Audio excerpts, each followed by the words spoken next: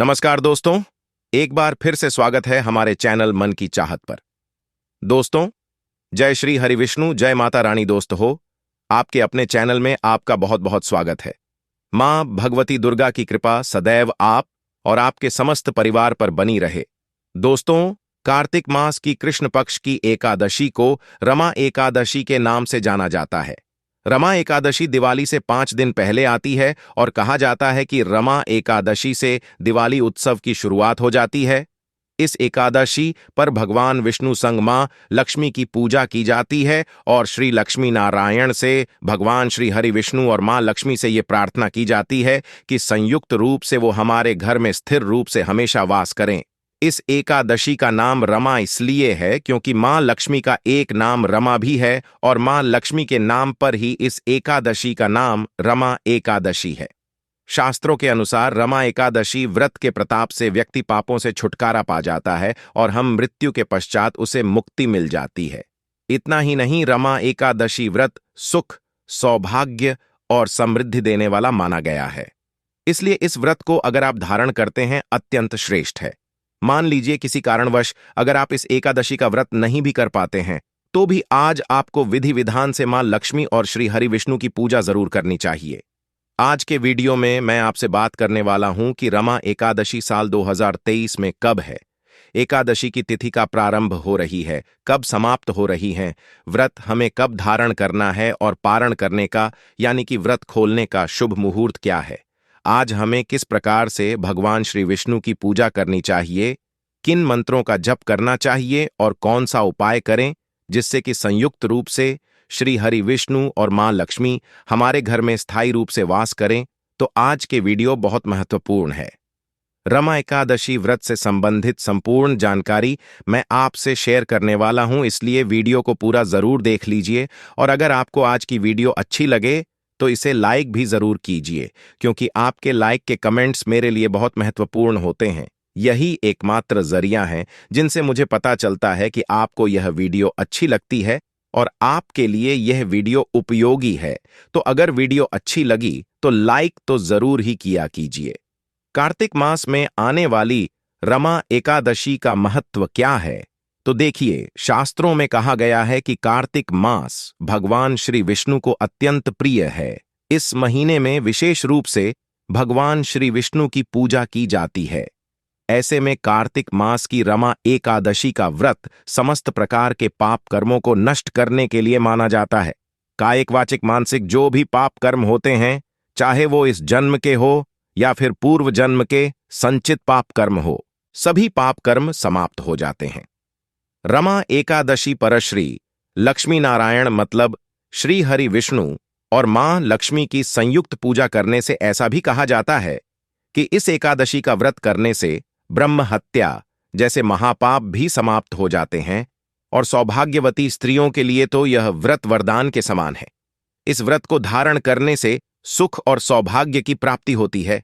और देखिए, जैसे कि दीपावली से 5 दिन पहले ही एकादशी का व्रत आता है, तो जैसे कि विधि विधान से दिवाली पर हम मां लक्ष्मी की पूजा आराधना करते हैं, अगर हम एकादशी से ही मां लक्ष्मी की विशेष पूजा प्रारंभ करते तो मां लक्ष्मी हमारे घर में दिवाली तक अपने चमत्कार दिखा देती है।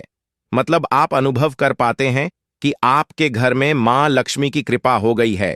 इसके लिए एकादशी से ही मां लक्ष्मी और श्री हरि विष्णु की संयुक्त पूजा विशेष रूप से प्रारंभ कर देनी चाहिए। और अब जानते हैं कि एकादशी की तिथि का प्रारंभ हो रही है, कब समाप्त हो रही है और व्रत हमें कब धारण करना है। देखिए, कार्तिक मास की कृष्ण पक्ष की एकादशी तिथि प्रारंभ हो जाएगी 8 नवंबर को सुबह 8:23 पर और समाप्त हो रही है 9 नवंबर को सुबह 10:42 पर। तो ऐसे में व्रत हम कब धारण करें, तो देखिए, एकादशी का व्रत जब हम धारण करते हैं, सूर्योदयकालीन एकादशी तिथि व्याप्त होती है, उसी दिन करते हैं। ऐसे में सूर्योदयकालीन एकादशी की तिथि हमें 9 नवंबर 2023 को प्राप्त हो रही है। इसी दिन हमें एकादशी का व्रत धारण करना है।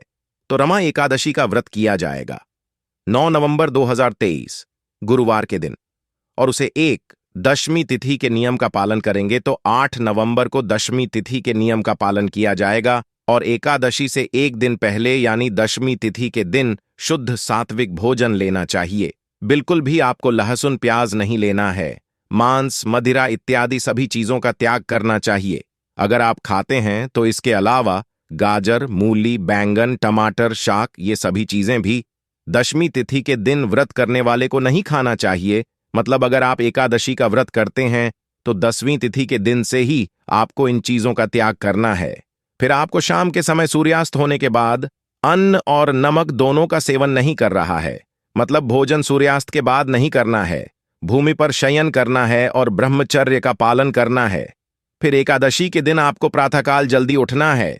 नित्य कर्मों से निवृत्त होकर स्नान कर लीजिए।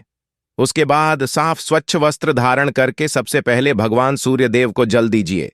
फिर अपने घर के मंदिर में भगवान श्री विष्णु की विधि विधान से पूजा कीजिए। आज के दिन तुलसी में जल नहीं देना चाहिए। ऐसी धार्मिक मान्यता है तो आप सुबह जल नहीं दे सकते हैं, लेकिन दीप दान कर सकते हैं। अच्छा, जो भक्ति कार्तिक मास का स्नान कर रहे हैं, प्रतिदिन नियम पूर्वक तुलसी की सेवा कर रहे हैं, तो सुबह आप जिस प्रकार से पूजा आराधना करते हैं, पूजा आपको उसी प्रकार से करना है। तुलसी मैं बस आपको जल नहीं देना है, दीप दान करना है। तो इस दिन तुलसी में आप दोनों समय सुबह और शाम दीप दान कर सकते हैं, क्योंकि सुबह हम ब्रह्म मुहूर्त में दीप दान करते हैं, फिर शाम को सूर्यास्त के समय दीप दान करते हैं। इसके अलावा कोई पीपल हो आपके घर के आसपास तो उसकी पूजा आप कर सकते हैं। भगवान श्री विष्णु का कोई भी मंदिर हो आपके घर के आसपास, जैसे कि भगवान श्री राम का मंदिर हो, कृष्ण का मंदिर हो या फिर शिव जी का भी मंदिर हो, तो वहां भी जाकर आपको पूजा करनी चाहिए और दीप दान करना चाहिए। ये आप शाम के समय भी कर सकते हैं। और अगर आप सुबह ब्रह्म मुहूर्त में, मतलब सूर्योदय से पहले जा पाते हैं मंदिर, तो सुबह भी कर सकते हैं। अच्छा, जो भक्त रमा एकादशी का व्रत धारण करते हैं, उन्हें व्रत का संकल्प जरूर लेना है।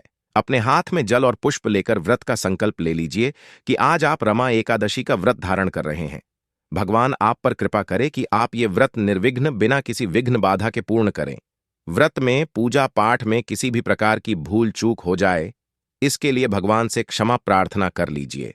इसके बाद आपके हाथ में जो सामग्री है, भगवान के चरणों में अर्पित कर दीजिए।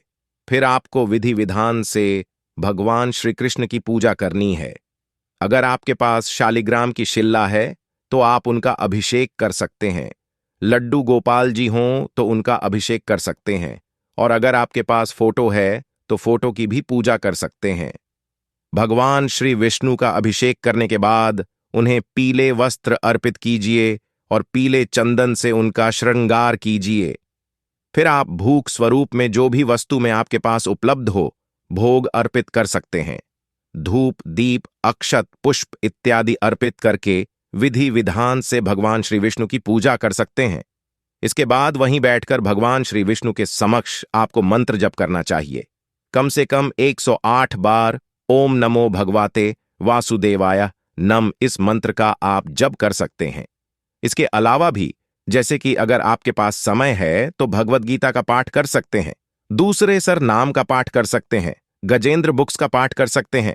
इसके अलावा भी अपनी इच्छा के अनुसार आप किसी भी मंत्र का जप कर सकते हैं। जैसे कि हर एकादशी पर ही श्री हरि विष्णु और मां लक्ष्मी की पूजा की जाती है। लेकिन ये जो समय है कार्तिक मास का, यह विशेष है। इस समय में श्री हरि विष्णु और मां लक्ष्मी की पूजा अगर आप रमा एकादशी पर कर रहे हैं तो विशेष रूप से विधि विधान से कीजिए। मां लक्ष्मी को लाल पुष्प अर्पित कीजिए, भगवान श्री कृष्ण को पीले पुष्प अर्पित कीजिए।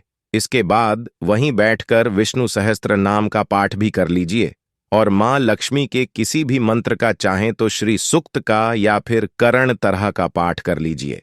ऐसा करने से स्थिर लक्ष्मी आपके घर में सदैव वास करती है। एकादशी का दिन पूरी तरह से भगवान श्री हरि विष्णु को समर्पित होता है, तो इस दिन पूरे समय भगवान श्री कृष्ण के नाम का मंत्र का स्मरण कीर्तन करते रहना चाहिए। फिर अगले दिन सुबह जल्दी उठकर और स्नान इत्यादि से निवृत्त होकर भगवान श्री विष्णु की पूजा कीजिए। सूर्य देव को जल दीजिए, तुलसी में जल दीजिए। इसके बाद जो भी शुद्ध और साथ ही भोजन आप बनाते हैं, सबसे पहले भगवान को भोग लगा दीजिए। फिर ब्राह्मण के निमित्त आप चाहे तो ब्राह्मण को घर बुलाकर भोजन करा सकते हैं या फिर भोजन की सामग्री निकाल कर दान के लिए रख दीजिए। दक्षिणा जरूर रख दीजिए। उसमें अपनी इच्छा के अनुसार कितनी भी दक्षिणा, कितना भी सामग्री आप दान कर सकते हैं। फिर शुभ मुहूर्त में आपको स्वयं भी पालन करना चाहिए। और अब जानते हैं कि पारण का यानी कि व्रत खोलने का शुभ मुहूर्त क्या है, तो देखिए। एकादशी। व्रत का पारण द्वादशी तिथि में किया जाता है और द्वादशी तिथि प्रारंभ हो रही है 9 नवंबर को सुबह 10:42 पर और समाप्त हो रही है 10 नवंबर को दोपहर में 12:35 पर। तो पालन करने का यानी कि व्रत खोलने का जो शुभ मुहूर्त आपको प्राप्त होगा 10 नवंबर 2023 को, यानी कि शुक्रवार के दिन सुबह 6:29 से सुबह 8:50 तक। तो दोस्तों, ये है आज की वीडियो जिसमें रमा एकादशी व्रत से संबंधित संपूर्ण जानकारी मैंने आपसे शेयर की है। उम्मीद करता हूं आपके लिए उपयोगी होगी। वीडियो अच्छी लगी हो तो वीडियो को लाइक कीजिए, ज्यादा से ज्यादा शेयर कीजिए और चैनल पर पहली बार आए हैं तो सब्सक्राइब करके बेल आइकन को जरूर प्रेस कर लीजिए। धन्यवाद।